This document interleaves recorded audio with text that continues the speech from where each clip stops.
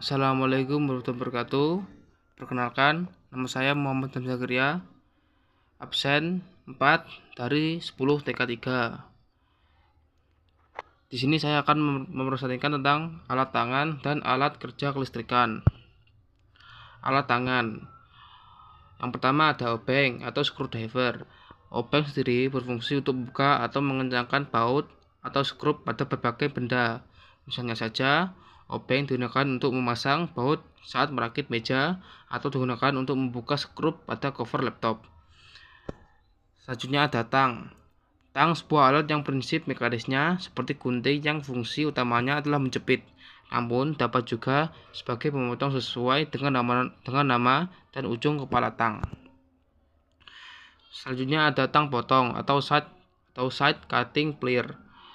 Alat ini dirancang khusus untuk memotong kawat atau material yang lebih lunak dengan presisi. Tang potong memiliki mata potong yang tajam di ujungnya, memungkinkan penggunaannya untuk dengan mudah memotong kawat atau kabel sesuai kebutuhan. Selanjutnya ada tang cucut atau long nose plier. Tang ini digunakan untuk menjepit benda-benda yang kecil dan bidang yang sempit. Pada bidang tenaga listrikan, tang ini biasa digunakan untuk membuat bengkokan kabel, menguntir kabel, membuat bulatan di ujung kabel, dan membentuk kabel. Selanjutnya ada tang kombinasi. Fungsi dari tang potong dan tang jepit sehingga dapat digunakan untuk berbagai macam keperluan. Dilihat dari bentuknya, maka di bagian ujung digunakan untuk menjepit, sedangkan tengahnya ada bagian untuk memegang benda bulat, serta di bagian belakang ada sisi pipih yang digunakan untuk memotong. Selanjutnya ada tang pengupas kabel atau wire stripper. Alat ini berfungsi untuk mengupas dan memotong kabel sehingga sesuai dengan kebutuhan dan rangkaian listrik. Selanjutnya ada tang catut. Fungsi dari tang ini adalah untuk menjepit suatu baut dan mur. Selanjutnya ada tang buaya atau fish grip. Alat ini memiliki bentuk seperti yang mulut buaya dan menjepit sesuatu benda dan mengunci jepitan tersebut.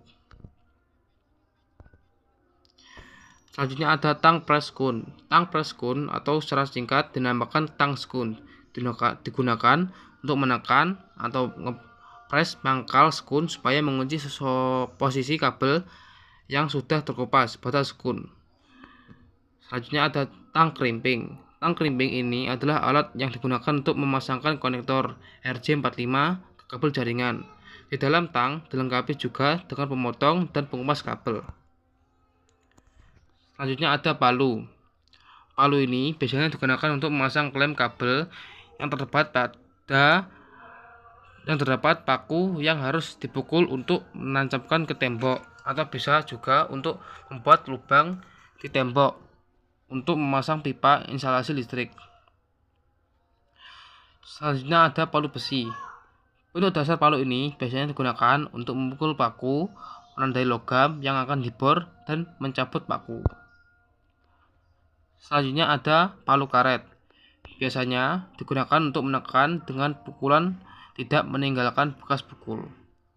Selanjutnya ada palu plastik. Palu ini untuk memukul benda pekerja yang dirasa tidak membutuhkan pukulan keras seperti besi.